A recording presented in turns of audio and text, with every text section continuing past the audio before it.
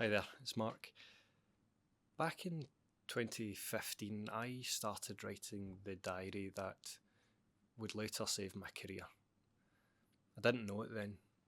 I didn't know what this so-called imposter syndrome was. And worse than that, I was quite deeply embarrassed to tell anyone about the way I was feeling.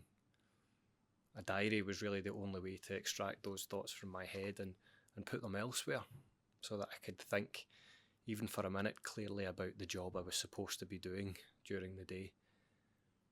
I always felt like I didn't know enough. I felt like I wasn't good enough.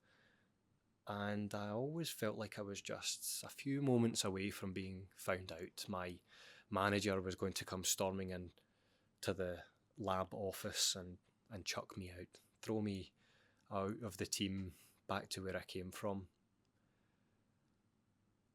I didn't know it then, but it was only 6 or 7 years later that diary became something more.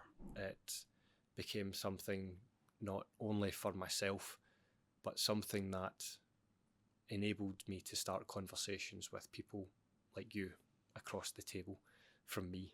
That's how we got to the point of having this. You are not a fraud, and I very much look forward to sending you a personal message and signed copy in this book. Now, while there's arguably quite a direct line between the story of writing a diary that could become a book, I could not ever have imagined those secret ramblings ever becoming the workshop that you and I are now doing together, that you and I are now working through along with others in your cohort who have signed up to go on the same journey that you have. It never even occurred to me back then when I cracked open the laptop and started typing away about everything that was going on in a day, all those things about me comparing myself to others, about panicking with regards to how much I knew with others. None of that ever was the beginnings of a dot that would one day lead to the Imposter Syndrome Masterclass. I cannot wait to meet you online and get started. It's a real privilege to be able to do this. We're going to talk about what could be interpreted as the loneliness of your imposter experience. We'll look at things that to me were pennies that dropped only over a much longer period of time. That's the positive intensity of this workshop. Many of those pennies, I hope, will drop for you in a much shorter period of time. So we'll talk about the counterintuitive tool that comes from questioning what we really mean by the word imposter.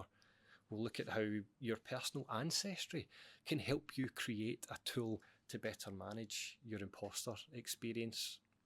We'll look at things like repeated failure. We'll look at comparisons, and we'll look at different frameworks for how you can peer into the future in ways that helps you stop procrastinating in that way that those of us who feel like imposters know all too well. My final message for you is this. Thank you. Thanks for being here. Thanks for being a part of this thing that once upon a time I could never have imagined.